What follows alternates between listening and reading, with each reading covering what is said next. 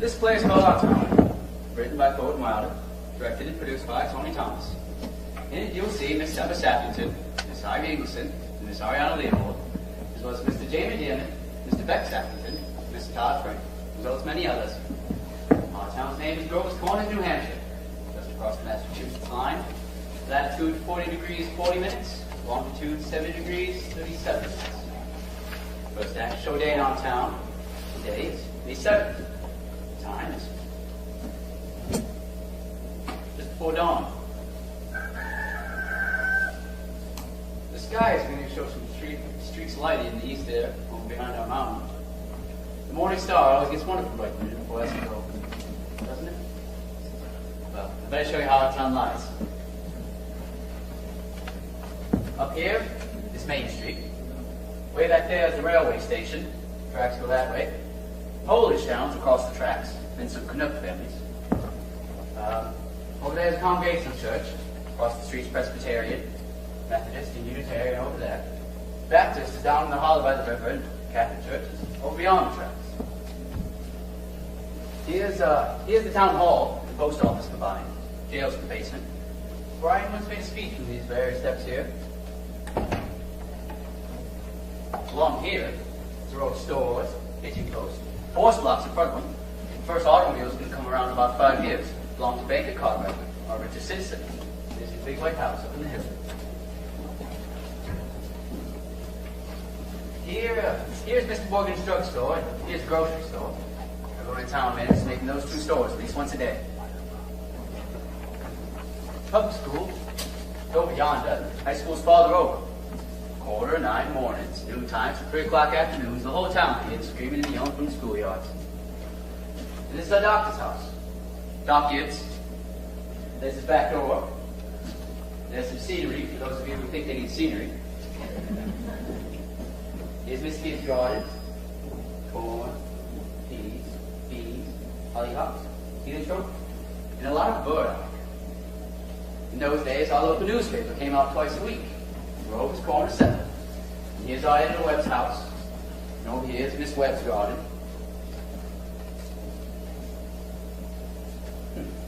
Looks like Miss Gibbs' garden. It's got a lot of sunflowers, too. And right over here, it's a big butternut tree. It's a nice town, you know what I mean? No one of Marshall ever comes up as far as we know. Earliest tombstones, say 1670, 1680. But they're Grovers and Cartwrights and Gibbses and Hursts. Same names around here now. Well, as I said, it's just before dawn. The only lights on in the town are in a cottage where a Polish mother's just had twins. And the Joe Crow house where Joe Crow Jr. is getting up so it's delivered the morning paper. And at the depot, where Shorty Hawkins is getting ready to flag the 5:45 for Boston.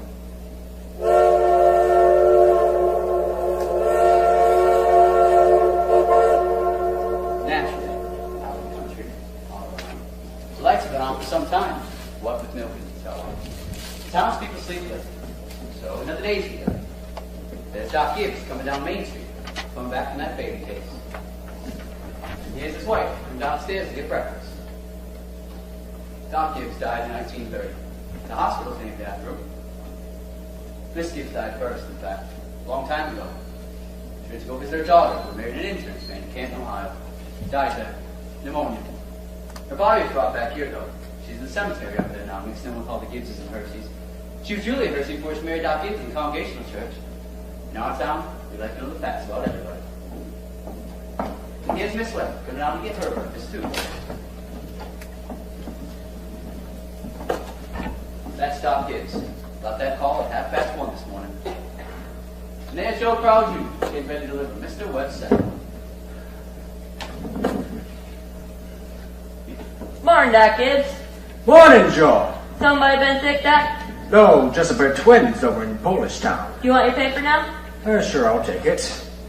Anything serious going on in the world since Wednesday? Yes, sir. My school teacher, Mrs. Foster, is getting married to a fellow over in Concord. I declare. How do you boys feel about that? Well, of course, it's not my business, but if someone starts that teacher, she ought to stay one. How's the knee, Joe? Oh, it's fine. I never really think about it too much. Only like you said, it only tells me when it's gonna rain. Well, what's it telling you today? Going to rain? No, sir. You sure? Yes, sir. You ever make a mistake? No, sir.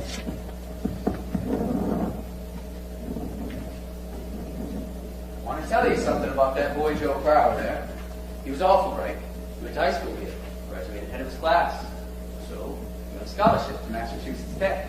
Graduated head of his class there, too. It was all written up in the Boston papers at the time. Joe was going to be a great engineer, he was. Then the war broke out in France. He died of it. All that education for nothing. Come on, Bessie. What's the matter with you today? Here comes Howie Newsom, deliver the milk. Morning, Doc. Morning, Howie. Somebody sick? No, just a pair of twins up in Mrs. Gorslowski. Twins, eh? This town's getting bigger every year. Going to rain, Howie? No. Fine day. That'll bring through. Hello, Bessie. Hello, Bessie. How old is she, Howie? Going on 17. Bessie's all mixed up about the route ever since the lockout stepped taking their court every day. Wants to bring McCourt just the same. Keeps sculling me the whole trip. Good morning, Howie. Morning, Miss Gibbs. Doc's just coming down the street. Is he? Seems like you're late today. Yep, something went wrong with the separator. Don't know what 'twas. Doc? Howie? Children, time to get up. Get up, Bessie. George, Rebecca. Everything all right, Frank? Yes, I declare, easy as kittens. Bacon will be ready in a minute. Sit down and drink your coffee. You can catch a couple hours sleep this morning, can't you? Mrs. Wentworth's coming at 11. I suppose I know it's about 2. Her stomach ain't what it ought to be. All told, you won't get more than 3 hours of sleep. Frank Gibbs, I don't know what's going to become of you. I do wish I could get you to go away someplace and take a rest. I think it would do you good. Emily, time to get up. Wally, 7 o'clock. I declare, you got to speak to George. Seems like something's come over him lately. He's no use to me at all. I can't even get him to cut me some wood. Has he ever sassed you? No, he just whines. All he thinks about is that baseball. George, Rebecca, you'll be late for school. George! George, look sharp! Yes, Pa. Don't you hear your mother calling to you? I think I'm gonna go upstairs and catch 40 winks. Wally, Emily, you're gonna be late for school. Wally, you wash yourself good or I'll come up and do it myself. Ma, what dress shall I wear? Don't make a noise. Your father's been out all night and needs his sleep. I washed and ironed the blue gingham for you special. But Ma, I hate that dress. Oh, hush up with you. Every day I go to school dressed like a sick turkey. Now, Rebecca, you always look very nice. Mama, George is throwing soap at me. I'll come up there and slap the both of you. That's what I'll do. Our town has a factory, too. Hear it? Makes blankets. Cartwrights own it and it'll bring them a fortune.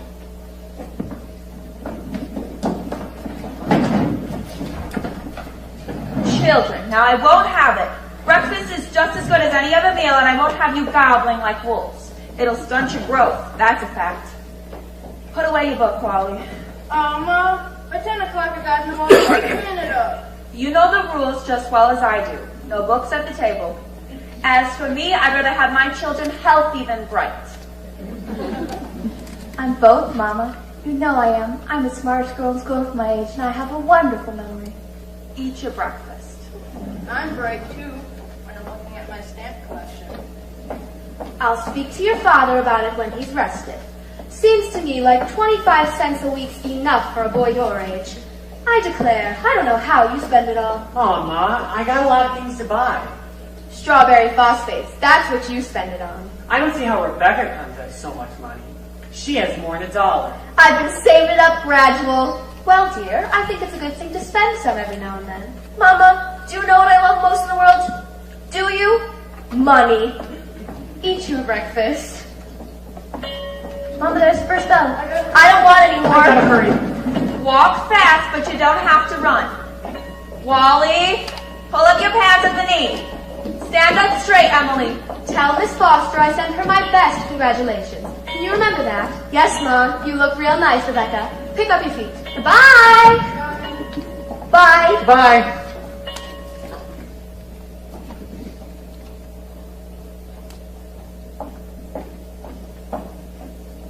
Here, chick, chick, chick, chick. Here, chick, chick, chick. No, go away, you. Here, chick, chick, chick. What's the matter with you? Fight, fight, fight. That's all you do. Now, where did you come from? You don't belong to me. Oh, don't be so scared. Nobody's going to hurt you. Good morning, Myrtle. How's your cold? Well, I still get that tickling feeling in my throat. I told Charles I don't know as I'd go to choir practice tonight. Would it be any use? Have you tried singing over your voice? Yes, but I can't seem to do that and stay on the key. While I'm resting myself, I thought I'd string some of these beans. Let me help you. Beans have been good this year. I've decided to put away 40 quarts if it kills me. The children say they hate them, but I notice they're able to get them down all winter. Now, Myrtle, I've got to tell you something, because if I don't tell somebody, I'll burst. Why, Julia Gibbs. Here, give me some more of these beans. Now, Myrtle, did one of those second-hand furniture men from Boston come to see you last Friday? No. Well, he called on me. First, I thought he was a patient wanting to see Dr. Gibbs, and he wormed his way into my parlor, and Myrtle Webb, he offered me $350 for Grandmother Wentworth's highboy as I'm sitting here. Why, Julia Gibbs, he did that whole thing. Why, it was so big I didn't know where to put it, and I almost gave it to Cousin Hester Wilcox. Well, you're going to take it, aren't you? I don't know. You don't know? $350? What's come over you? Well, if I could get the doctor to take the money and go away someplace on a real trip, I'd sell it like that. You know, Myrtle, it's always been the dream of my life to see Paris friends. Oh, I don't know, it sounds crazy, I suppose, but for years I've been promising myself that if we ever had the chance... How does the doctor feel about it? Well, I have beat about the bush a little, and said that if I ever got a legacy, that's the way I put it, I'd make him take me somewhere. And And what does he say? Oh, you know how he is. I haven't heard a serious word out of him since I've known him. No, he says, it might make him discontented with Grover's Corners to go traipsing about Europe. Better let well enough alone, he says. Every 2 years, he makes a trip to the battlefields of the Civil War, and that's treat enough for anybody, he says. Well, Mr. Webb just admires the way Dr. Gibbs knows everything about the Civil War. Mr. Webb's a good mind to give up Napoleon and move over to the Civil War. Only Dr. Gibbs, being one of the greatest experts in the country, just makes him despair. It's a fact. Dr. Gibbs is never so happy as when he's at Antietam at Gettysburg. The times I've walked over those hills, Myrtle, stopping at every bush and pacing it all out, like we were going to buy it. Well, if that second-hand man's really serious about buying it, Julia, you sell it. Then you'll get to see Paris all right. You just keep dropping hints from time to time. That's how I got to see the Atlantic Ocean, you know. Oh, I'm sorry I mentioned it. Only it seems to me that once in your life, before you die, you ought to see a country where they don't talk in English and they don't even want to. Thank you, ladies. Thank you very much.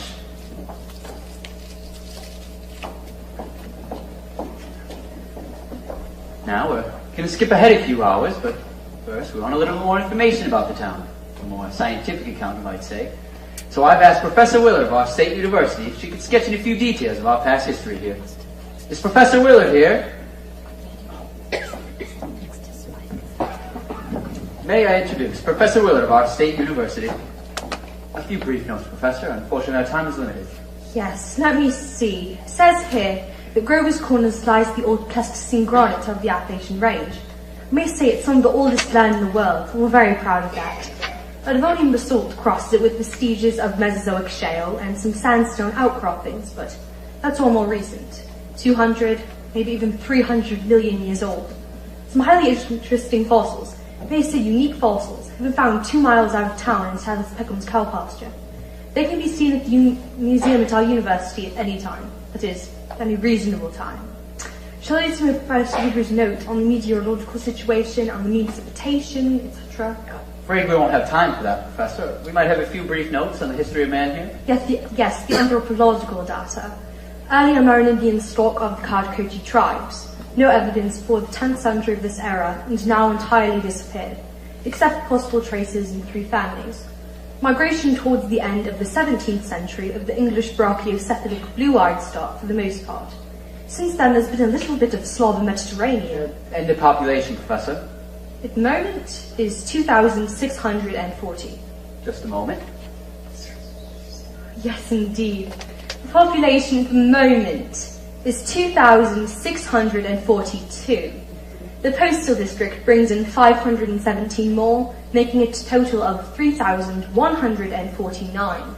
Mortality and birth rates are constant at by McPherson's gauge, approximately a 6.032. Thank you, Professor. We're all very much obliged to you, I'm sure. Much all, sir. Right this way, Professor. And now for the political and social report, Mr. Webb. Oh, Editor Webb. He'll be here in a minute. He cut his hand while he was eating an apple. Thank you, Miss Webb. Charles, everybody's waiting!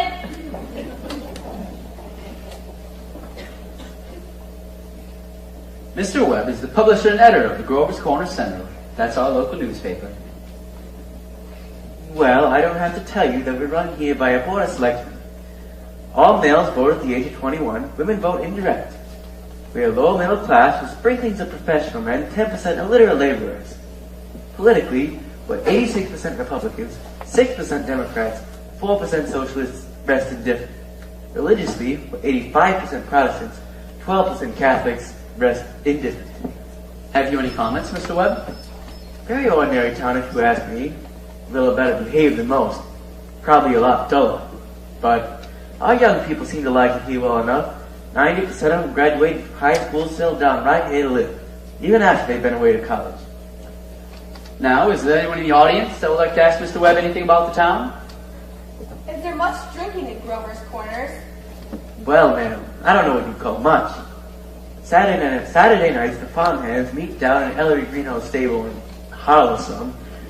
We've got 1 or 2 town drunks, but they're always having remorses every time an evangelist comes to town. No, ma'am, I'd say liquor ain't a regular thing in the home here, except in the medicine cabinet. Right good for a snake bite, you know. Always was. Is there anyone aware of... Please come forward, sir, where we can all hear you. Is there anyone aware of all the social injustices and industrial inequalities? Oh, yes. Everybody is. Something terrible. Seems like they spend most of their time talking about who's rich and who's poor. Why don't we do something about it? Well, I don't know. I guess we're all hunting, just like everyone else, for a way that the diligent and sensible can rise to the top, while the lazy and quarrelsome can sink to the bottom. But it ain't easy to find. While we do all that we can to help those that can't help themselves, and those that can, we leave them alone. Are there any other questions? Oh, Mr. Webb, is there any love of culture in Grover's Corners? Well, ma'am, there ain't much. Not in the sense you mean. Come to think of it, there's some girls that play the piano at high school commencement, but they ain't happy about it. No, ma'am, there ain't much culture, but maybe this is the place to tell you that we've got a lot of pleasures of a kind here. We like the sun coming up over the mountain in the morning, and we all notice a good deal about the birds.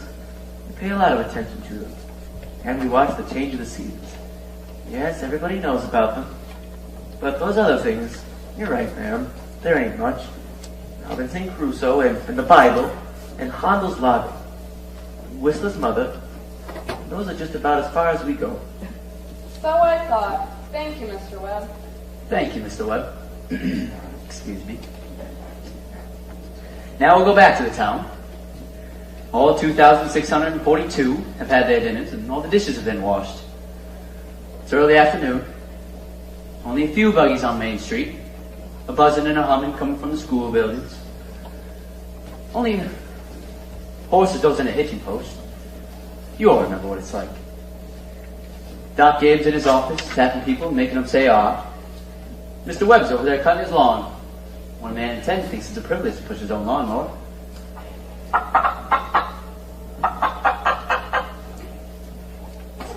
No, sir, it's later than I thought. There's kids coming home from school already.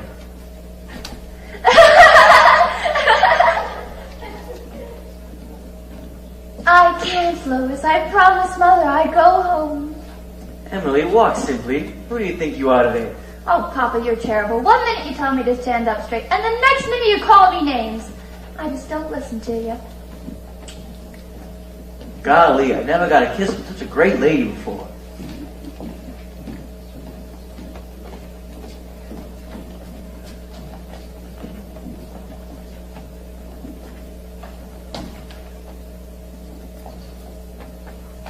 Excuse me, Mrs. Forrest.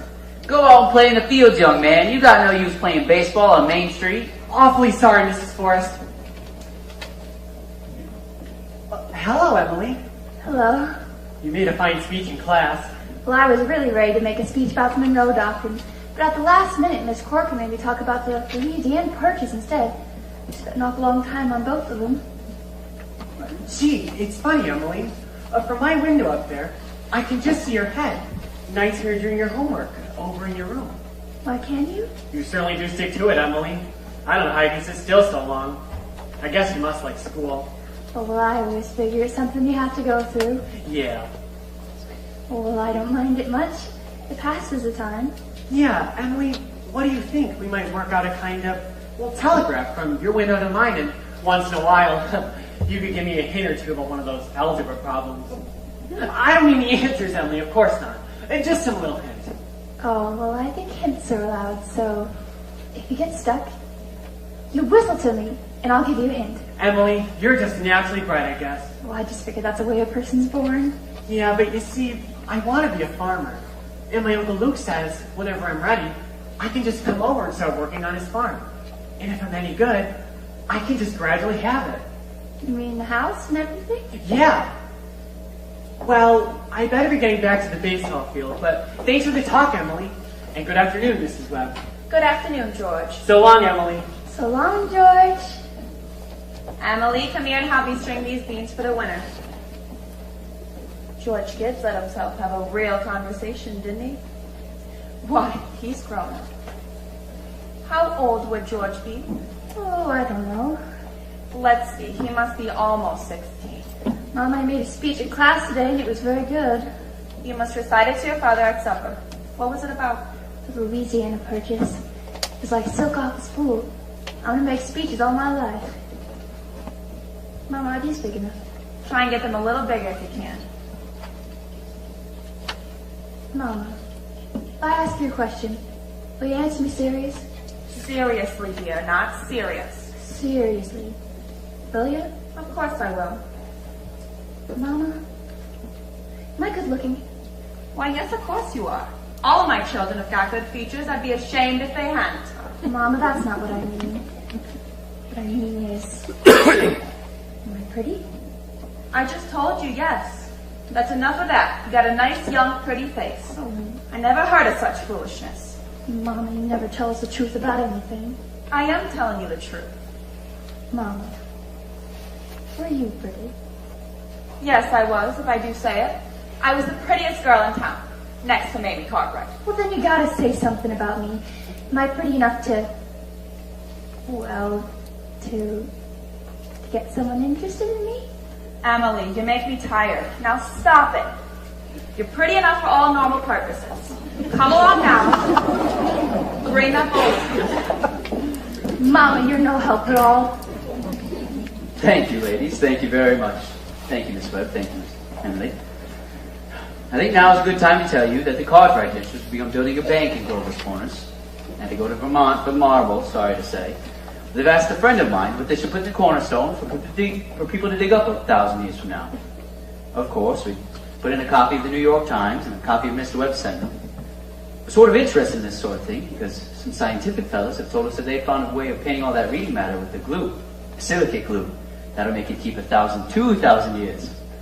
We put in a Bible and a copy of the Constitution of the United States and a copy of William Shakespeare's plays. What do you say, folks? What do you think? You know, Babylon once had over 2 million people in it. All we know about them is the names of some kings and some copy of some wheat contracts and some contracts for the sale of slaves. Yet every night, all those families sat down to supper. The father came home from his work, and the smoke went up the chimney, same as here. And even in Rome and Greece. All we know about the real life about them is what we can piece together out of the joking poems and comedies they wrote for theater back then. So I'm going to have a copy of this play put in there too. So people 1,000 years from now know a few simple facts about us. More than the Treaty of Versailles or the Lindenberg flight. So, people 1,000 years from now, this is the way we were in the provinces, north of New York, at the beginning of the 20th century. This is the way we were in our living, in our growing, in our marrying, and in our dying.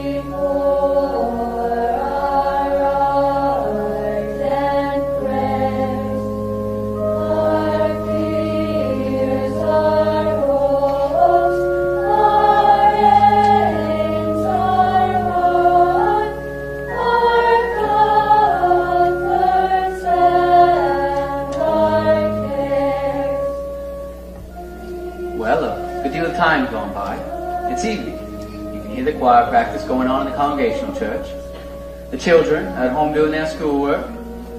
The day is running down like a tired clock.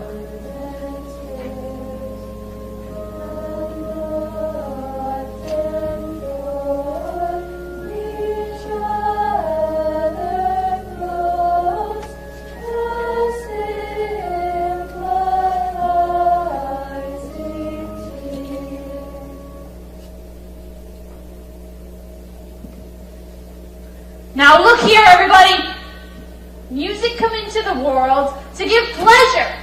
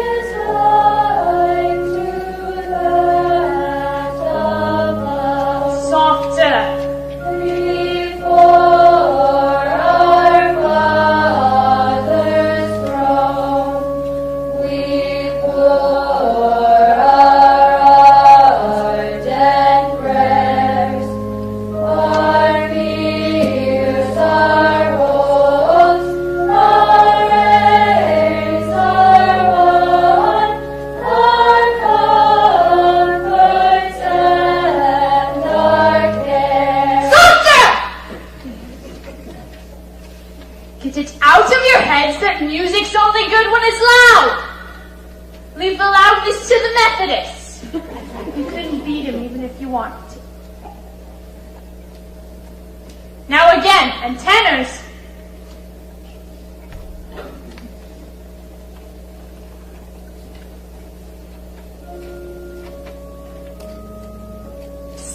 Emily? Hello? Hello? I just can't get any work done. Isn't the moonlight terrible? Emily, did you get the third problem? Which? The third? Why, yes, George. That's the easiest of them all. I don't see it. Emily, can you give me a hint? Well, I'll tell you one thing. The answer's in yards. In yards? How do you mean? In square yards. Oh, in square yards. Yes, George. Don't you see? Yeah. In square yards of wallpaper. Wallpaper. Oh, I see. Thanks a lot, Emily. You're welcome. My, isn't the moonlight terrible?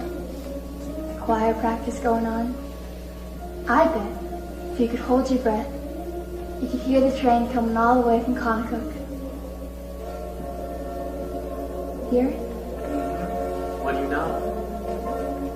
Well, I guess I better go back and try to work. Good night, George. Good night, Emily. Thanks.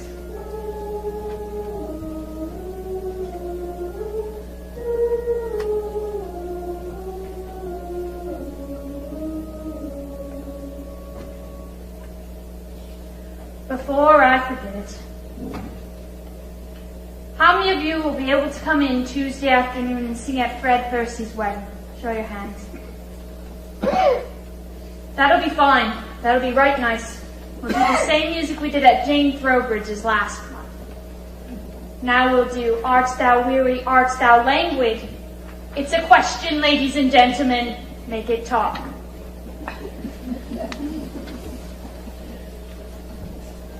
Red.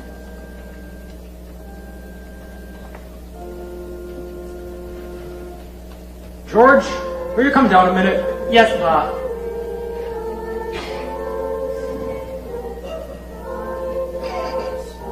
Make yourself comfortable, George. I'll only give you a minute. George, how old are you? I'm 16, almost 17. And what do you want to do after school is over? Why, you know, Pa. I want to be a farmer on Luke's farm. You'll be willing, will you, to get up early and milk and feed the stock? And you'll be able to hoe and hay all day? Well, sure I will. What do you mean, Pa? Well, when I was in my office this morning, I heard a funny sound. What do you think it was? It was your mother chopping wood. There you see your mother making meals all day long, washing and ironing, and still she has to go to the backyard and chop wood. I suppose she just got tired of asking you. She just gave up and decided to do it herself. And you eat her meals, and wear the clothes she keeps nice for you, and you run off and play baseball like she's some hired girl we keep around the house, but you don't like very much. Well, I knew all I had to do was call your attention to it. Here's a handkerchief. George, I decided to raise your spending money 25 cents a week. Not because of you chopping wood for your mother, because that's a present to give her, but because you're getting older, and I imagine there are plenty of things you can find to do with it. Thanks, Pa. Let's see. Tomorrow's your payday. You can count on it. Probably Rebecca will feel like she ought to have more too. Wonder what could have happened to your mother. Choir practice was never this late at night. It's only 8:30, Pa. I don't even know why she's in that old church choir. She has no voice more than a crow. And trips around the street at this hour of night. About time you think we're tired, don't you think? Yes, Pa.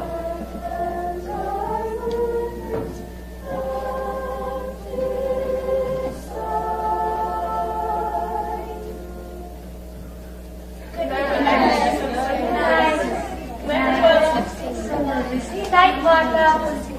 Oh, I'll tell Mr. Webb. I know he'll want to put it in the paper. Why, it's late. Good night, Irma.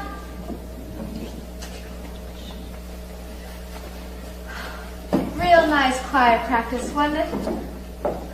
Myrtle Webb, look at that moon, will you? Potato weather for sure. Naturally, I didn't want to say anything in front of the others, but now we're alone. Really, it's the worst scandal that was ever in this town. What? Simon Stimson. Now, Luella. But Julia, to have the organist of a church drinking drunk year after year. You know he was drunk tonight. Now, Luella, we all know about Mr. Stimson, and we all know about the troubles he's been through. And Dr. Ferguson knows too. And if Dr. Ferguson keeps him on there in his job, the only thing the rest of us can do is just not to notice. Not to notice it, but it's getting worse. No, it isn't, Luella. It's getting better. I've been in that choir twice as long as you have, and it doesn't happen anywhere near so often. My, I hate to go on a bed on a night like this. I better hurry. The children will be up till all hours. Good night, Luella. Good night, Julia. Good night, Myrtle. Good night, Myrtle. Can you get home safe, Luella? It's as bright as day. I can see Mr. Soames scowling at the window now. You think he meant to dance the way the men folk carry on? Good night, Julia. Good night, Luella.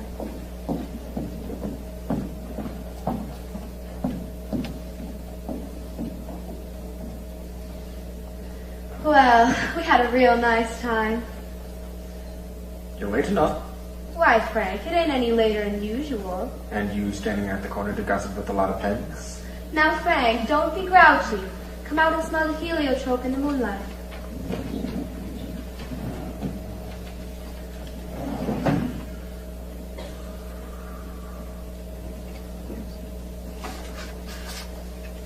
Isn't that wonderful? What did you do all the time I was away? All right, Red, as usual. What did the ladies gossip about tonight? Well, believe me, Frank, there is something to gossip about. Simon Stimson far gone, was he? Worst I've ever seen him. How will that end, Frank? Dr. Ferguson can't forgive him forever. I suppose I know more about Simon Stimson's affairs than anybody in this town. I don't know how that'll end, but there's nothing we can do but just leave it alone. Come, get in. No, not yet. Frank, I'm worried about you. What are you worried about? I think it's my duty to make sure you get a real rest and change. And if I get that legacy, well, I'm going to insist on it. Now, Julia, there's no sense in going over that again. Why, Frank, you're just unreasonable. Come, get in. It's getting late. First thing you know, you catch cold. I gave George a piece of my mind tonight. I reckon you'll have wood chopped for you for at least a while now. Oh, no. Darking upstairs. It's late enough as it is. Oh, dear, there's always so many things to pick up, seems like. You know, Frank, Mrs. Fairchild always locks her front door every night. All those people up that part town do. They're all getting cityfied. That's the trouble with them. They've got nothing fit to burgle, and everybody knows it.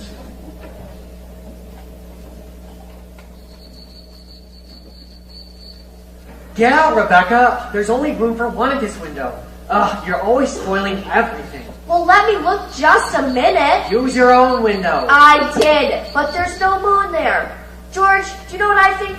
Do you?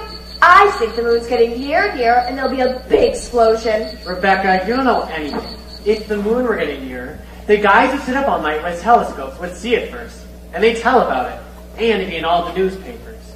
George, is the moon shining on South America, Canada, and half the whole world? Well, probably is. 9:30. Most of the lights are out. No, there's Constable Warren trying a few more doors on Main Street. And there's Mr. Webb after putting his newspaper to bed. Good evening, Bill. Good evening, Mr. Webb. Quite a moon. Yep. All quiet tonight? Well, Simon Stimson's been rolling around a bit. Just saw his wife going out to look for him, so I looked the other way. There he is now. Good evening, Simon. Town seems to have settled down for the night pretty well. Good evening. Yes, most of the town seems to have settled down for the night. Simon, I think we better do the same. Can I walk along a ways with you? Good night. I don't know how that's going to end, Mr. Webb. Well, he's seen a peck of trouble. One thing after another. Oh, Bill. If you see my boy smoking cigarettes, you just give him a word or two, okay? Thanks a lot of you do. Oh, I don't think he smokes no cigarettes, Mr. Webb. Leastways, no more than 2 to 3 a year. I hope not. Good night, Bill. Good night, Mr. Webb.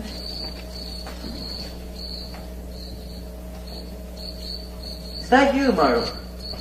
No, it's me, Papa. Why aren't you in bed? I don't know. Just can't sleep, I guess. The moonlight's so wonderful. Miss Gibbs heliotrope. Can you smell it? Yes. Haven't any troubles on your mind, have you, Emily?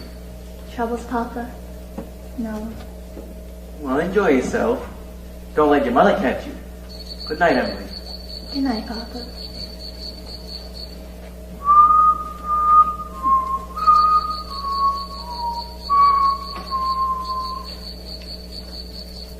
I never told you about that letter Jane Crowfoot got from Minister when she was sick. He wrote Jane a letter, and on the envelope it was addressed like this. Jane Crowfoot, to Crowfoot Farms, Grover's Corners, Sutton County, New Hampshire, United States of America. What's funny about that? But listen, it's not finished. United States of America, continent of North America, Western Hemisphere, the Earth, the solar system, the universe, the mind of God. That's what it said in the letter. What do you know? And the postman brought it just the same. What do you know? That's the end of the first act, friends.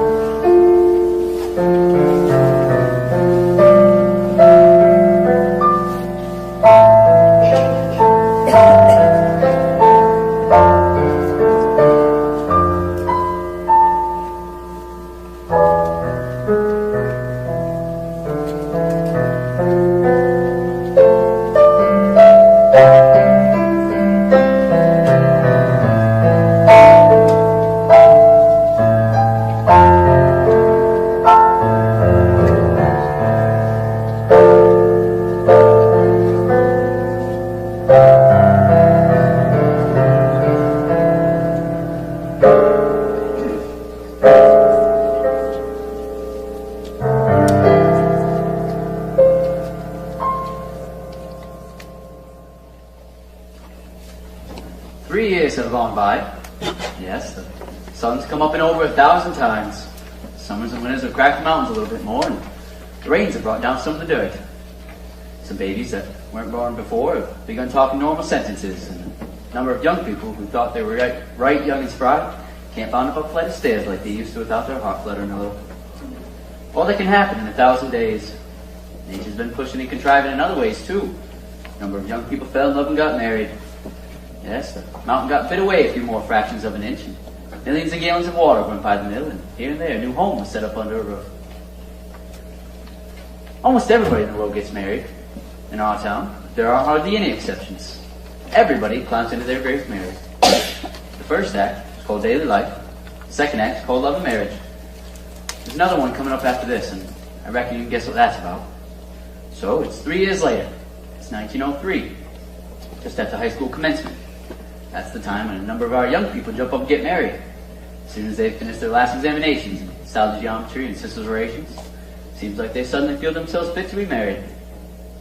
Well, it's early morning. Only this time, it's been raining. It's been pouring and thundering. Miss Gibbs' garden, Miss Webb's garden again, drenched. All those bean poles and pea vines, drenched. All afternoon, the rain was like a curtain being blown along Main Street. Maybe going to get here any moment. There, you can hear the 5:45 for Boston. And here's Miss Gibbs and Miss Webbs come downstairs to make breakfast just as though it were an ordinary day. Now, don't have to point out to you women in the audience that both these ladies you see before you, both of them cook 3 meals a day, one of them for 20 and the other for 40, and no summer vacations. They both brought up 2 children apiece, washed, cleaned the house, and never a nervous breakdown. It's like what one of those Middle West poets once said, you have to have life to love life, and you have to love life to have life. It's what they call a vicious circle. Get out, Bessie. Here comes Howie Newsom delivering the milk. And there's Cy Crowell delivering the papers like his brother before him. Morning, Howie. Morning, Cy. Anything in the papers I ought to know? Oh, nothing much, except we lost about the best baseball pitcher Grover's Corner has ever had, George Gibbs. Reckon he is. He could hit and run bases, too. Mighty fine ball player. Whoa, Bessie. I guess I can stop and talk about mine, too. I don't see how he could do anything like that just to get married. Would you, Howie? Dunno, Cy. Never had no talent that way. You're up early, Bill. Well, I'm just seeing if I can do anything to prevent a flood. The river's been rising all night.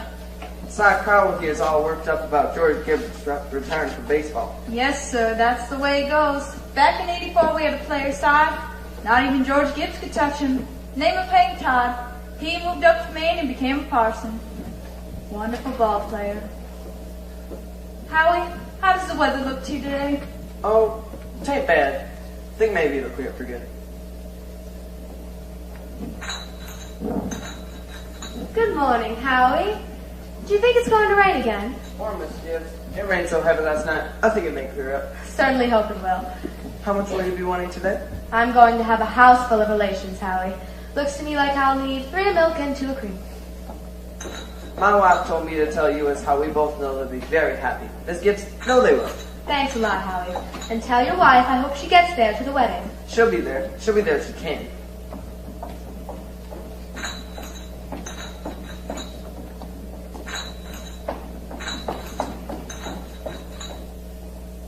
Morning, Miss Webbs. Oh, good morning, Mr. Newsom. I told you 4 quarts of milk, but I hope you can spare me another. Yes, and 2 cream? Will it start raining again, Mr. Newsom? Well, as I was just telling Miss Gibbs, is how it may clear up. Miss Newsom told me to tell you as how we both know they'll be very happy. Miss Webbs, no they will. Thank you, and thank you, Mrs. Newsom. And we're counting on seeing you at the wedding. We hope to be there. Couldn't miss that. Get out, Bessie.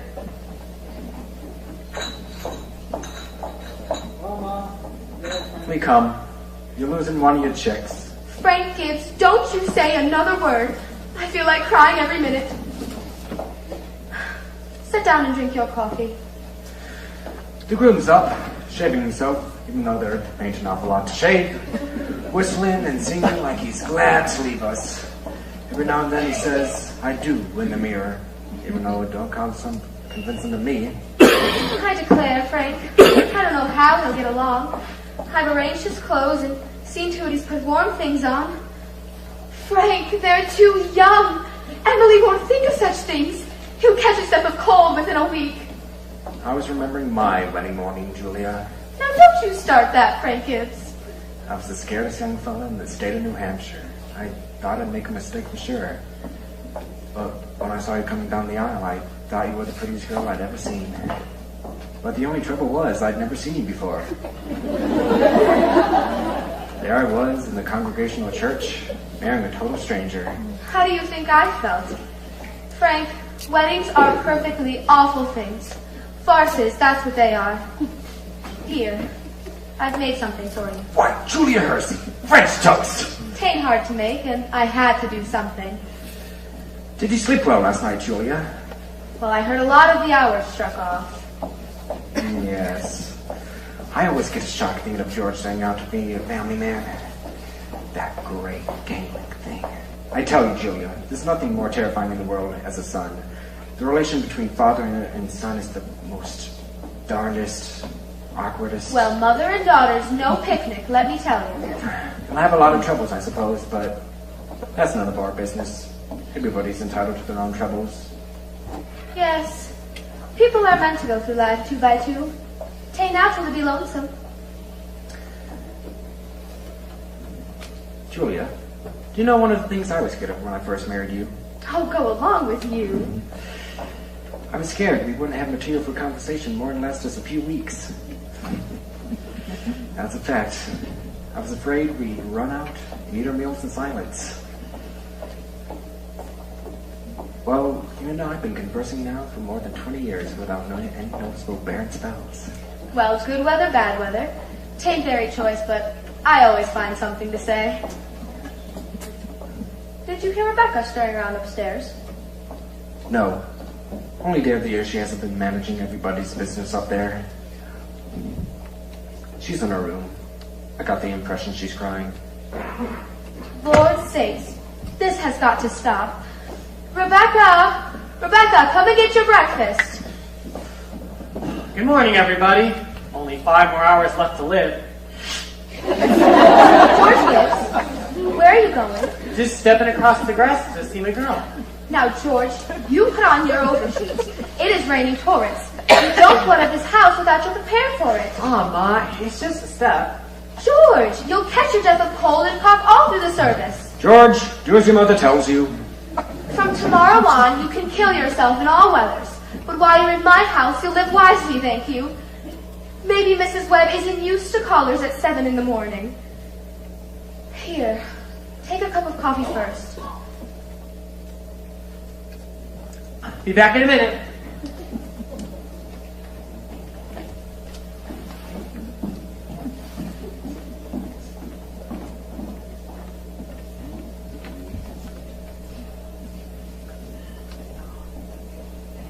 Good morning, Mother Webb.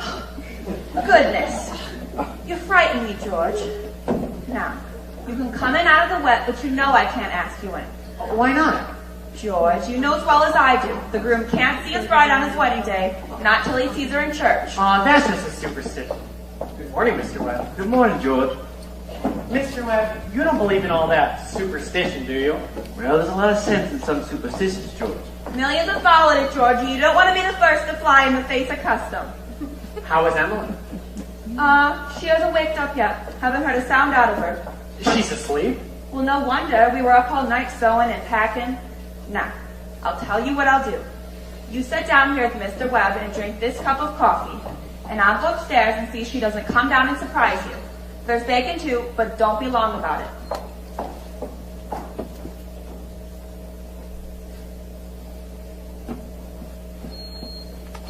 Well, George, how are you? Oh, fine. I'm fine. Mr. Webb, what sense could there be in a superstition like that? Well, you see, on her wedding morning, a girl's head's apt to be full of clothes and one thing and another, and that'll make her mighty nervous. Don't you think that's probably it? Yes, I never thought of that. A girl's apt to be a mite nervous on her wedding morning. I wish a fellow could get married with all that marching up and down. Every man that's ever lived has felt that way about it, George, but it hasn't been any use. Just the women folk who built up weddings, my boy. For a while now, they've had it all their own. The man looks pretty small in a wedding, George. All those good women standing shoulder to shoulder, making sure they're not tied in a mighty public way. But you believe in it, don't you, Mr. Webb? Oh, yes. Oh, yes. Now, don't you misunderstand me, my boy. Marriage is a wonderful thing. Wonderful thing. Don't you forget that. No, sir. Mr. Webb, how old were you when you got married? Well, you see, I'd taken some time to go to college and get settled, but Mrs. Webb, she wasn't much older than what Emily is now. Oh, age hasn't much to do with it, George, not compared with the other things. What were you going to say, Mr. Webb? Oh, I don't know. Was I going to say something? George, I was thinking the other night of some advice my father gave me when I was married. Charles, he says, Charles, start out early showing who's boss. Best thing to do is just to give an order, even if it don't make sense, just so she'll learn to obey. And, he said, If anything about your wife irritates you, her conversation or anything, just get up and leave the house. And, oh yes, never let your wife know how much money you have. Never. Well, Mr. Webb, I don't think I could. So I took the opposite of my father's advice, and I've been happy ever since. Let that be a lesson to you, George, not to take advice on personal matters. George, are you going to raise chickens on your farm? What? Are you going to raise chickens on your farm? Oh, well, Uncle Luke's never been much interested, but I thought maybe... You see, a book came into my office the other day, George, on the philo system of raising chickens. I want you to read it. I'm thinking of beginning in a small way in the backyard, and I'm going to put an incubator in the cellar. Charles, are you talking about that old incubator again? I thought you two be talking about things worthwhile. Well, Myrtle, if you wanted to give the boy some good advice, I'll go upstairs and leave you alone with him. Now, George, Emily's got to come downstairs and eat her breakfast. She sends you her love, but she doesn't want to lay eyes on you. Goodbye. Goodbye. Well, Myrtle, I guess you haven't heard of that older superstition. What do you mean, Charles? Says the caveman, no bridegroom should see his father-in-law on the day of the wedding or near it. Now, don't you forget that. Thank you, Mr. and Miss Webb. We'll have to begin here. Thank you. You see, we want to see how this began. This wedding, this plan to spend a lifetime together. I'm awfully interested in how big things like this begin. You know how it is. You're 21 or 22 and you make some decisions, then whoosh, you're 70. Been a lawyer for 50 years, and the white-haired woman at your side has eaten over 50,000 meals with you. How do such things begin? George and Emily now are going to show you the conversation that they had when they knew that, as the saying goes, they were meant for one another. But first, I want you to remember what it was like to be young, and particularly the days when you were first in love. When you were that complete person sleepwalking, you didn't quite see every street you were in, and you didn't quite hear everything that was said to you. You were just a little bit crazy. Will you remember that, please?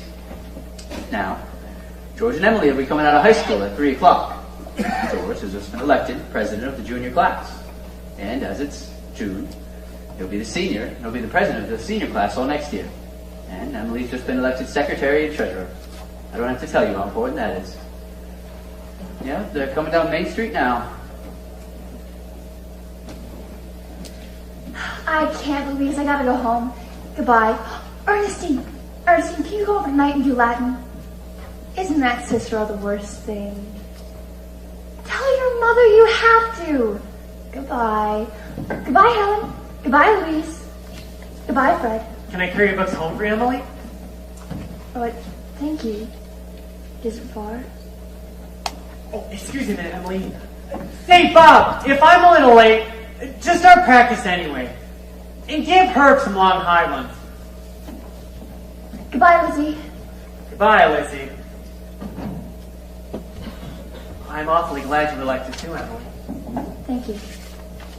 Emily, why are you mad at me? I'm not mad at you. Well, you've been treating me so funny lately. Since you asked me, George, I might as well say it right out. Oh, goodbye, Miss Corcoran. Oh, goodbye, Miss Corcoran. What is it? I don't like a whole change that's come over you in the last year.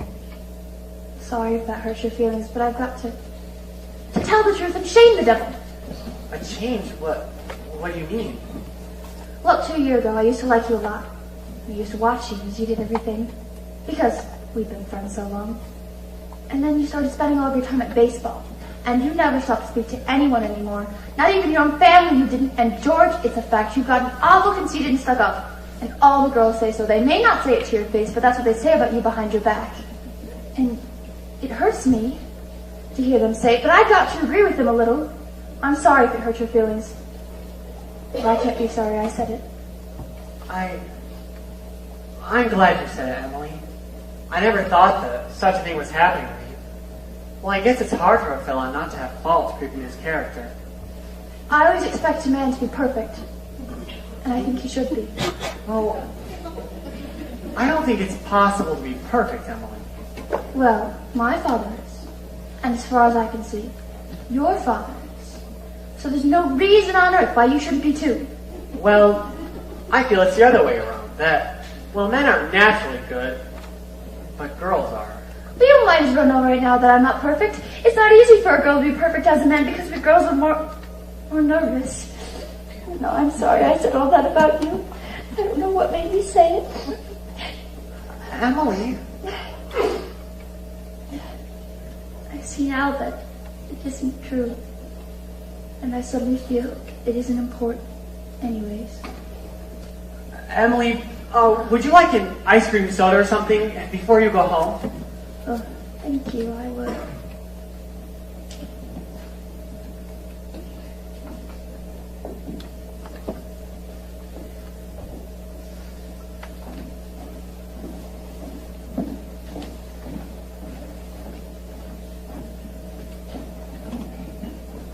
Hello, George. Hello, Emily. What do you have? Why, Emily Webb, what have you been crying about? She just got an awful scare, Mr. Morgan. She almost got run over by that hardware store wagon. Everybody says that Tom Huckins drives like a crazy man. Well, you take a drink of water now, Emily. You look all shook up, I tell you. You've got to look both ways before you cross Main Street these days. It's worse every year. What do you have? I'll have a strawberry phosphate. Thank you, Mr. Morgan. No, Emily. Have an ice cream soda with me. 2 strawberry ice cream sodas, Mr. Morgan. 2 strawberry ice cream sodas? Yes, sir. Yes, sir. There are 125 horses in Grover's Corners the moment I'm talking to you. State inspector was in here yesterday. Said they're bringing in these new automobiles. Well, the best thing to do is just stay home, I tell you. Why, I remember when a dog could lay in Main Street all day and nothing come along to disturb him. There you are. Enjoy them. Yes, Miss Ellis, what can I do for you? They're so expensive. No, don't you think of that. We're celebrating our election. And then, do you know what else I'm celebrating? No. I'm celebrating because, well, I've got a friend who tells me all the things that ought to be told me. Oh, George, please don't think of that. I don't know what made me say it. It's not true. No, you stick to it, Emily. I'm glad you spoke to me like you did, but you'll see. I'm going to change so quick. You bet I'm going to change. And Emily, I want to ask you a favor. Yes, George? Emily, if I go away to state agriculture college next year, will you write me a letter once in a while? I certainly will, George. I certainly will. Certainly seems like being away 3 years, you might get sort of out of touch with things. Maybe Grover's Corners and letters from Grover's Corners wouldn't be so interesting after a while. Grover's Corners isn't a very important place when you think of all New Hampshire, but, well, I think it's a very nice town. The day wouldn't come when I wouldn't want to know everything that's happening here. I know that's true, Emily. Well, I'll try to keep my letters interesting. You know, Emily, whenever I meet a farmer, I ask him if he thinks it's important to go to agriculture school and to be a good farmer. Why, George? Yeah, and some of them even say that it's a waste of time. You can get all those things out of the pamphlets that the government sends out. You know, Uncle Luke's getting old. He's about ready for me to start taking over the farm tomorrow, if I could. My. And like you say, with being gone all that time, in other places, meeting other people, well, gosh, if anything like that can happen, I don't want to go away. I guess new people aren't any better than old ones. I'll bet they almost never are. Emily, I feel that you're as good a friend as I've gotten. Well, I don't need to go to the other towns and meet other people. George, maybe it's very important for you to go and learn all that about cattle judging and soils. Of course, I don't know. Emily, I'm going to make up my mind right now. I won't go. I'll tell Pa about it tonight. Why, George, I don't see why you have to make up your mind right now. It's a whole year away. Emily, I'm glad you spoke to me about that. As at fault my character. What you said was right, but, well, there was one thing wrong in it. And it was when you said that for a year, I wasn't noticing anybody. And you, for instance, why, you say you were watching me while I did everything. Well, I was doing the same about you all the time. Why, sure, I always thought about you as one of the chief people I thought about. I always made sure where you were sitting on the bleachers and who you were with and For 3 days now, I've been trying to walk home with you, but something's always got in the way. Yesterday, I was standing over against the wall waiting for you, and you walked home with Miss Corcoran. Why, George, life's so funny. How could I have known? I thought that... Listen, Emily, I'm going to tell you why I'm not going to agriculture school. I think that once you found a person you're very fond of, I mean, a person who's fond of you too, and likes you enough to be interested in your character, well, I feel that's just as important as college is. And even more so. That's what I think. I think it's very important, too. Emily? Yes, George?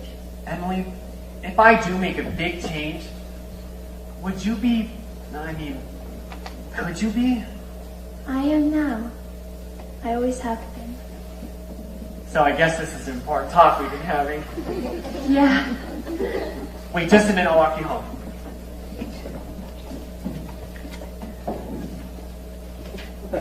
Mr. Morgan, I'll have to go home to get you the money and to pay you for this. It'll only take me a minute. Why, George Gibbs, do you mean to tell me that... Yes, but I have reasons, Mr. Morgan. Oh, look, well, here's my gold watch to keep until I come back with the money. Keep your watch, George. I'll trust you. It'll take me 5 minutes. I'll trust you 10 years, George. Not a day over. All over your shop, Emily? Yes, thank you, Mr. Morgan. There is nothing. I'm ready.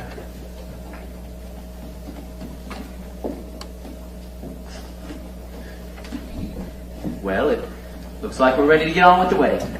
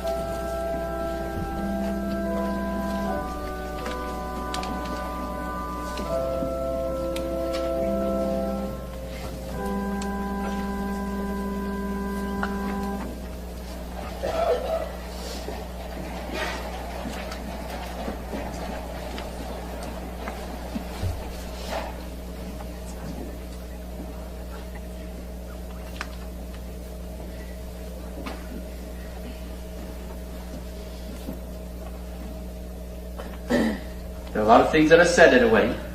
There are a lot of thoughts that go on during a wedding. They're hard to fit in one wedding naturally, and especially not a wedding in Grover's Corners, where they're awfully plain and short. In this wedding, I play the minister.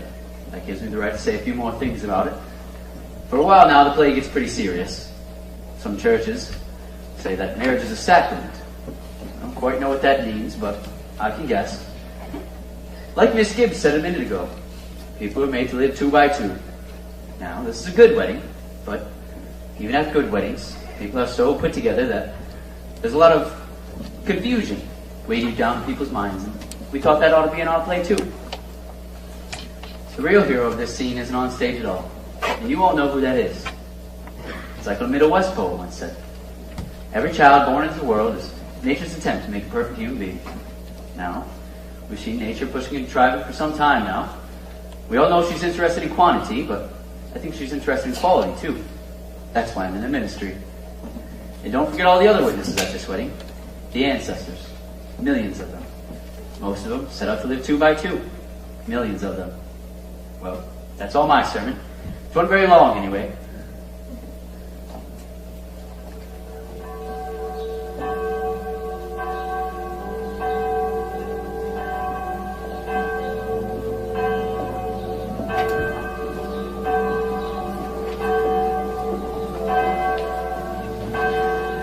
Oh, I don't know why on earth I should suppose there's nothing to cry about. They came over me at breakfast this morning. There was Emily, eating her breakfast as she's done for 17 years. And now she's going off to eat it in someone else's place. I suppose that's it. And Emily, she suddenly said, I can't eat another mouthful. And she put her head down on the table and she cried. Oh, I've got to say it. There's something downright cruel about sending our girls into marriage this way. I hope some of her girlfriends have told her a thing or two. It's cruel, I know, but I couldn't bring myself to say anything about it. I went into a blind as a vet myself. The whole world's wrong, that's what's the matter. Oh, here they come.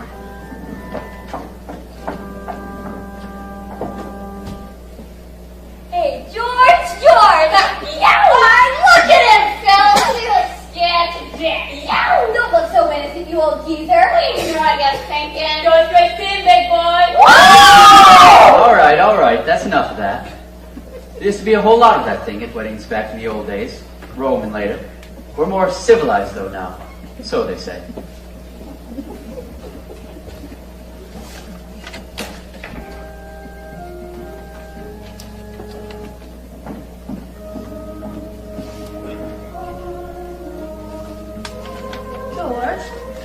George, what's the matter? Ma, I don't want to grow old. Why is everybody treating me so?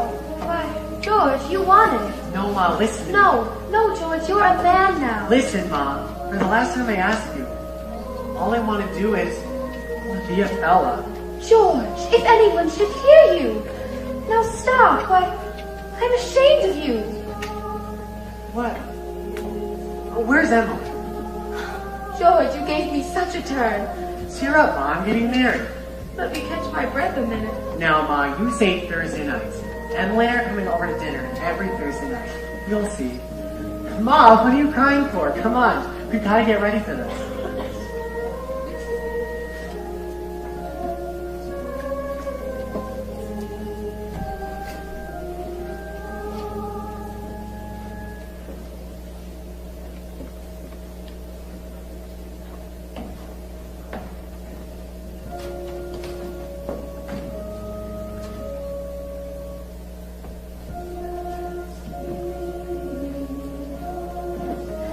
I never felt so alone in my whole life. But George over there looking so... Oh, I hate him. I wish I were dead. Papa? Emily, no, don't get upset.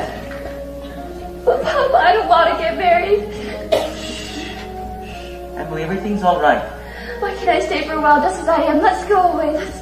No, Emily, stop and think a minute. But Papa, don't you remember you used to say, all the time that I was your girl. There must be lots of places we can go to. I can cook for you, I can keep house. Emily, now stop and think a minute. George, will you come here a minute? Why, you're marrying the best fellow in the world. George is a fine fellow. But Papa... George, I'm giving away my daughter. You can take care of her. Mr. Webb, I want to try. Emily, I'm going to do my best. I love you, Emily. I need you. And if you love me, help me. All I want is someone to love me. I will, Emily. Emily, I'll try. And I mean forever, don't you hear? Forever and ever.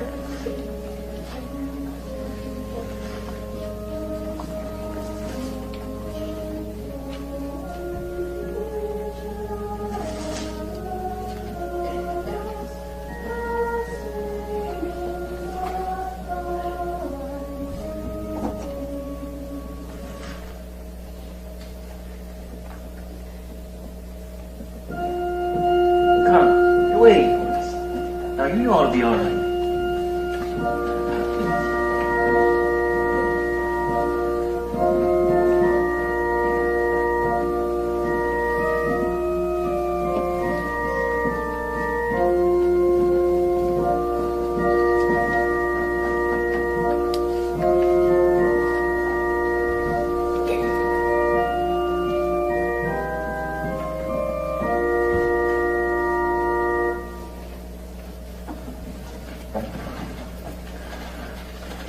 George, do you take this woman, Emily, to be your wedded wife? Perfectly lovely wedding. Loveliest wedding I ever saw. Oh, I do love a good wedding, don't you?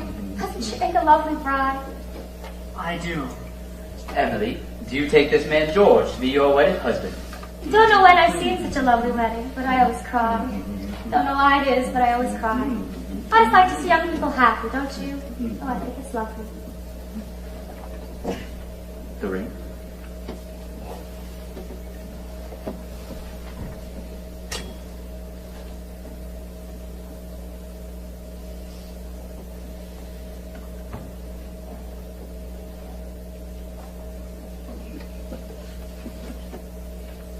I've married over 200 couples in my days. Do I believe in it? Oh, I don't know. Ed marries Ed, millions of them. The go-kart, the Sunday afternoon drives in Ford, the first rheumatism, the grandchildren, the second rheumatism, the reading of the deathbed, the will. Once in 1,000 times it's interesting. Well, let's have Mendelssohn's Wedding March. I'd be a lonely couple. I know what I've been to such a nice couple. I'm sure they'll be happy. I always see happiness. That's the great thing. It's important to be happy.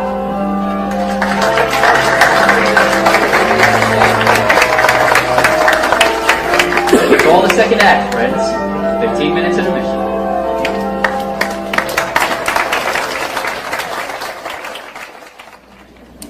Nine years have gone by, friends. Yes, summer 1913. Gradual changes over Grover's Corners. Horses are getting rarer.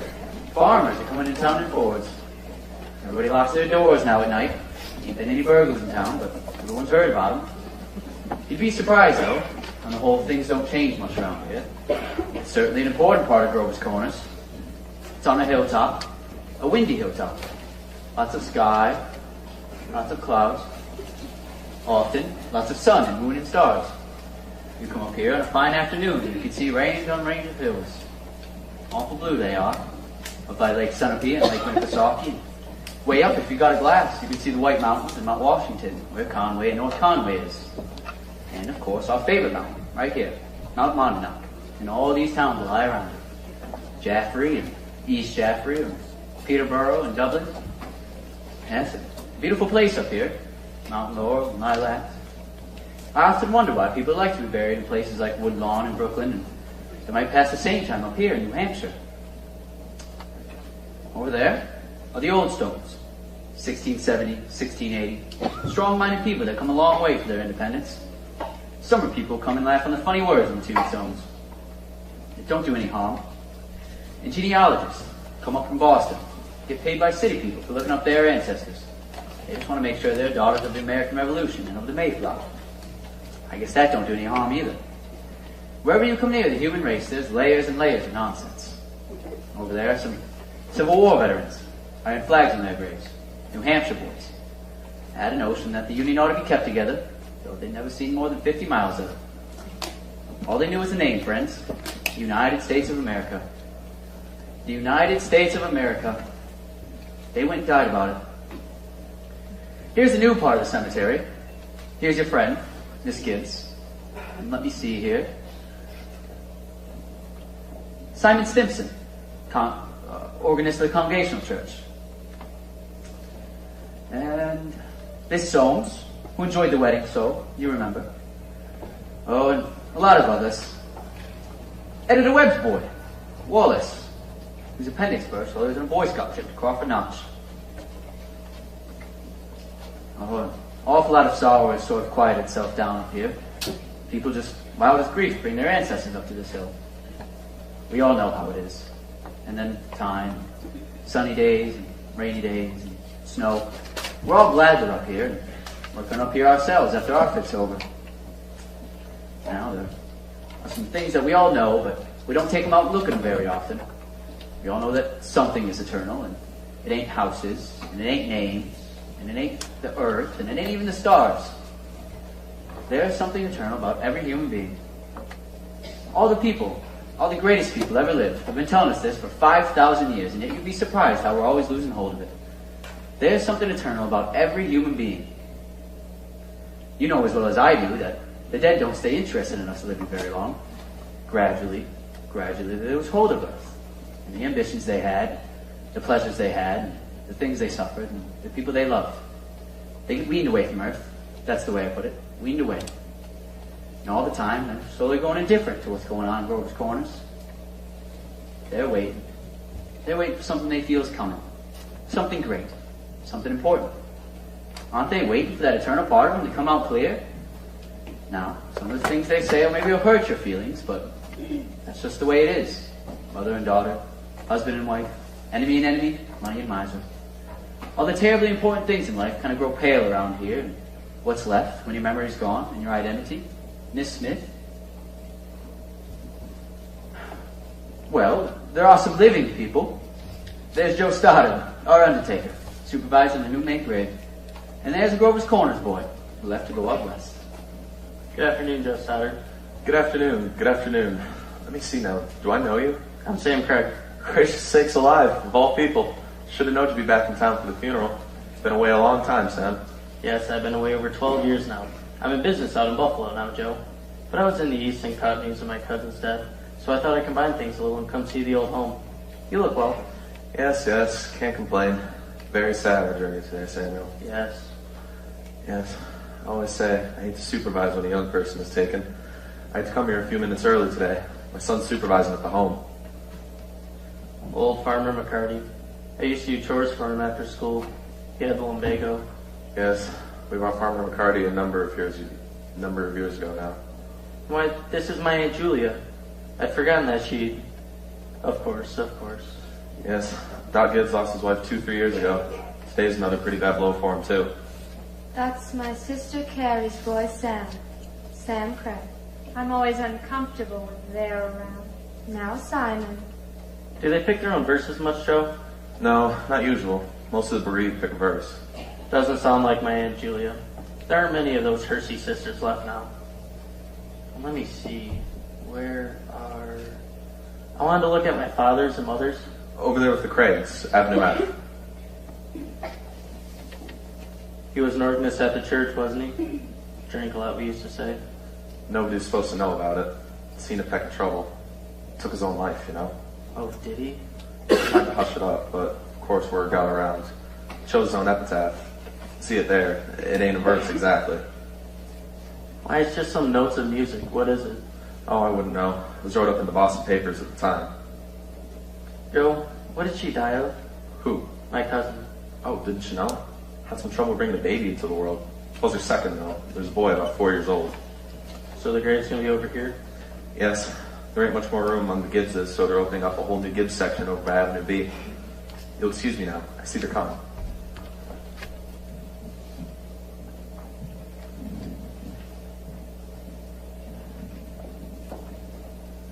Who is it, Emily? My daughter-in-law, Emily Webb. Well, I declare, her empire must have been awful muddy. What did she die of, Julia? In childbirth. Childbirth. I'd almost forgotten that. Aye, wasn't life awful and wonderful?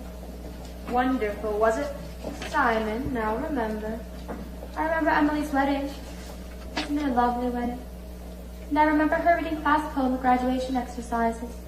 Emily's one of the brightest girls ever graduated from high school. I had Principal Wilkins say so time after time. I called at them at their new farm just before I died. Perfectly lovely farm. It's on the same road we lived on. Yep, right, smart farm.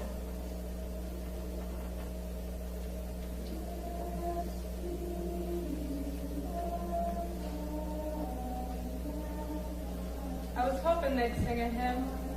I've always liked that hymn.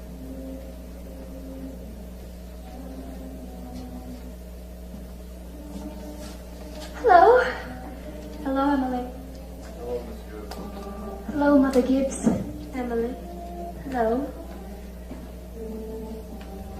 Oh, it's raining. Yes. They'll be gone soon, dear. Just rest yourself. It seems as though I knew them last thousands and thousands of years ago. Pop remembered that was my favorite hymn. Oh, I wish I'd been here a long time. I don't like being new here. How do you do, Mr. Stimson? How do you do, Emily? Mother Gibbs, George and I turned that farm into just about the best place you ever saw. We thought of you all the time.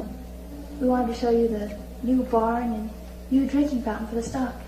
We bought it out of the money you left us. I did. Yes, don't you remember, Mother Gibbs?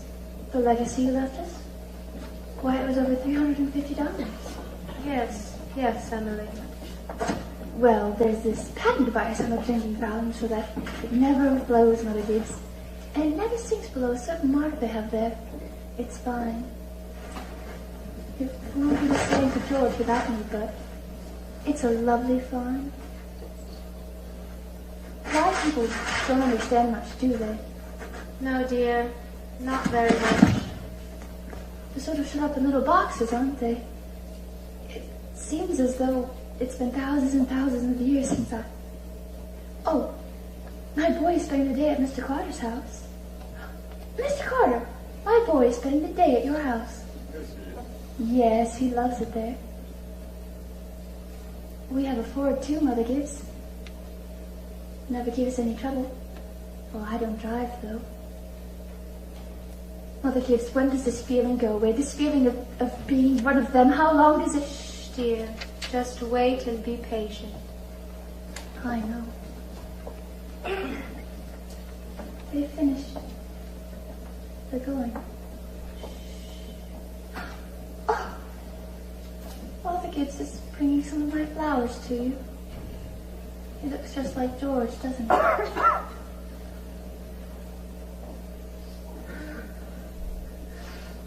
Oh, Mother Gibbs, I never realized before how troubled and how in the dark life people are. Look at him. I loved him so.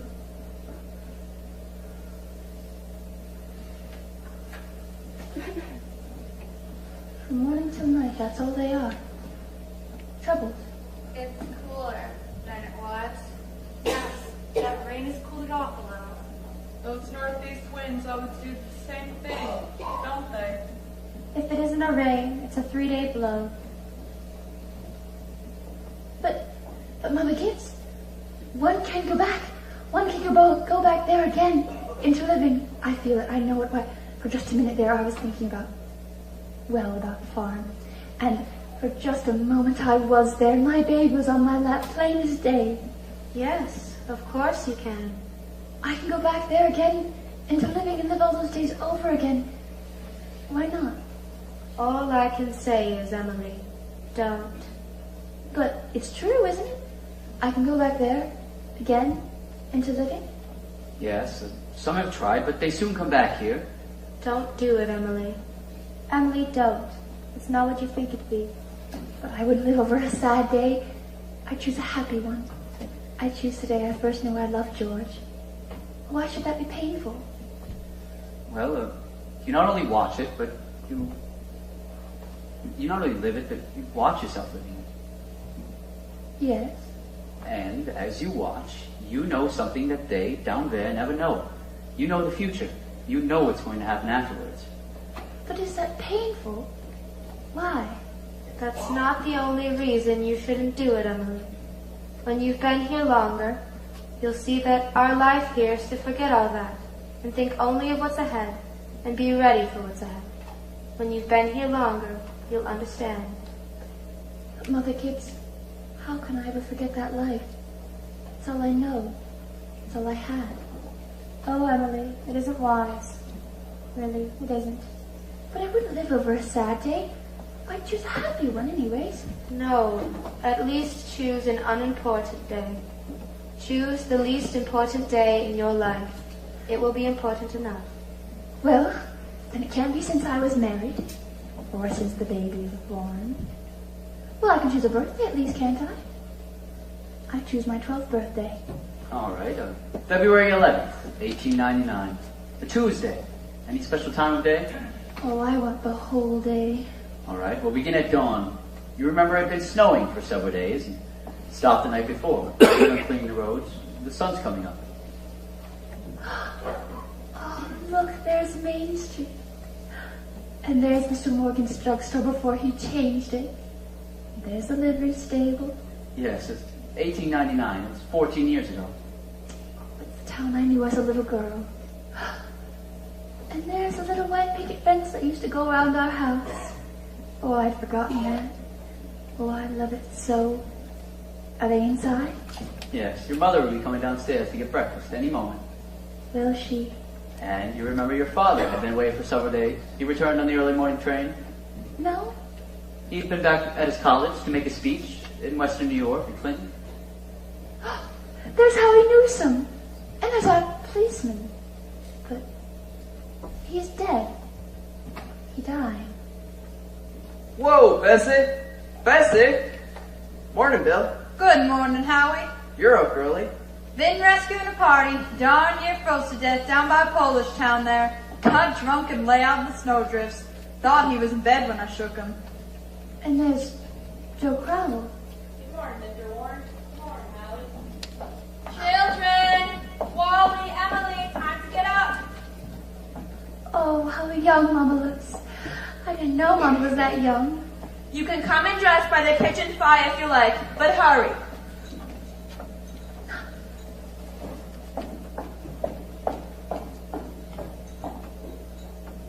Oh, good morning, Mr. Newsom. Oh, it's cold. 10 below in my barn. Think of it. Keep yourself wrapped up.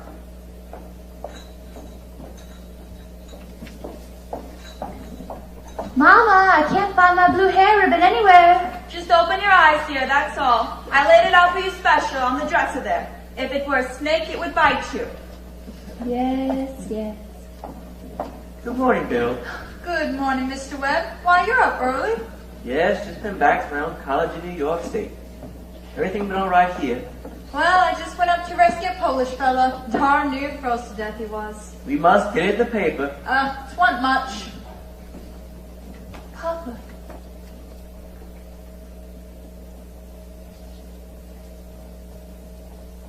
Good morning, Mother. Oh, how did it go, Charles? Oh, fine. I told him a few things. Everything all right here? Yes, can't think of anything that's happened special. Been right cold. Howie Newsom says it's 10 below over to his barn. Yes, well, it's colder than that at Hamilton College. Students' ears are falling out. Thank Christian. Paper have any mistakes in it? None that I noticed. And coffee's ready when you want it. Charles, don't forget it's Emily's birthday. Did you remember to get her something? Yes, I've got something here. Where's my girl? Where's my birthday girl? Don't interrupt her now, Charles. She's slow enough as it is. You can see her at breakfast. Hurry up, children. It's 7 o'clock. No, I don't want to call you again. Mama, I'm here. Oh, they both look so young and beautiful. Mama, I love you all. Everything. I can't look at everything hard enough. Can I go inside?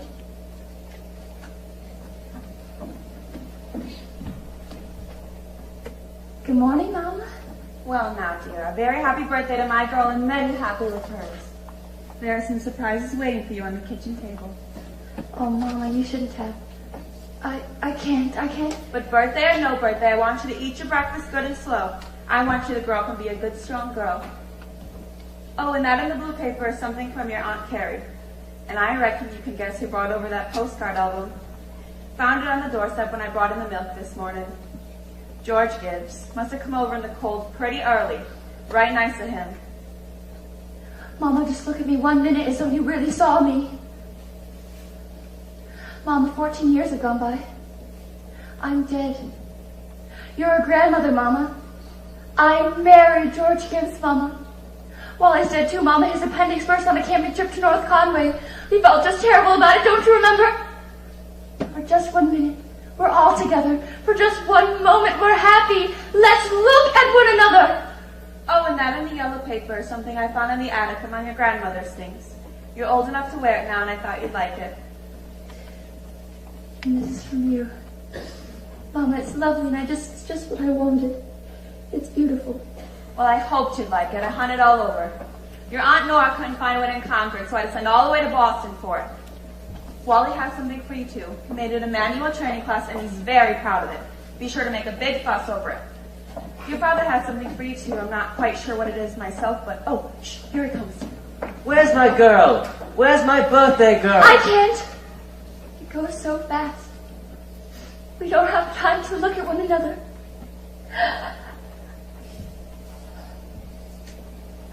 So all that was going on, and we never noticed. Take me back, up the hill to my grave. But first wait. Oh my, look. Goodbye.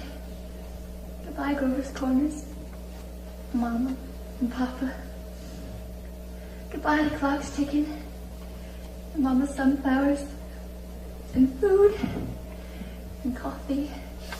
And new iron dresses and hot baths. Oh, Earth, you're too wonderful for anyone to realize you. Do any human being need to realize life where they live it? Every minute. No. Saints and poets, maybe. They do some. I'm ready to go back.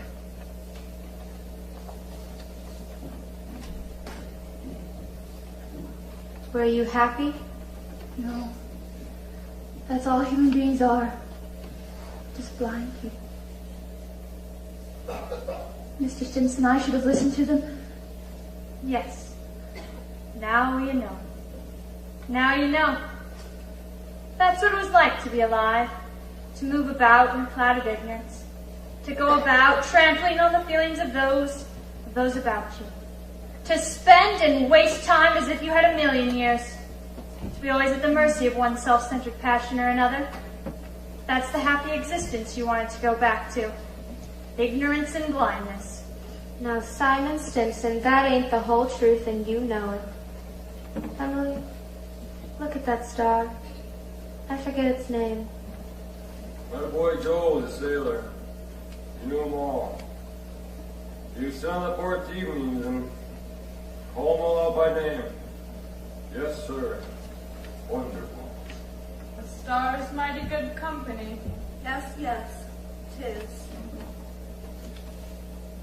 Here's one of them coming. That's fine. Ain't no time for one of them either. Goodness sakes. Mother Gibbs, it's George. Shh, dear. Just rest yourself. It's George. And my boy, you're the star. You should say it took millions of years for that speck of light to get to Earth. Seems nobody could ever believe it. That's what you used to say. Millions of years. Goodness, that ain't no way to behave. He ought to be home. Mother Gibbs, Yes, Emily? they don't understand, do they? No, dear. They don't understand.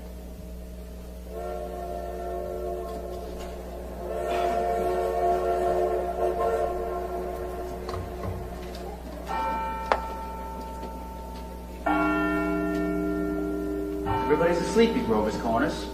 Only a few lights on. Shorty Hawkins. Down at the depot is just watch the Albany train go by. And some people at the livery stable sitting up late and talking.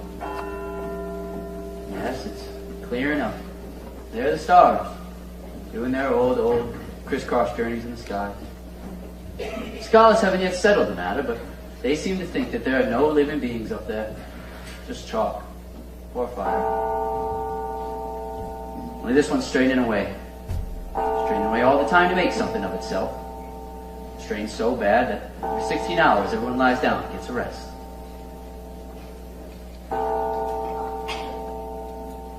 Hmm. 11 o'clock in Grove's Corners. You get a good rest too. Good night.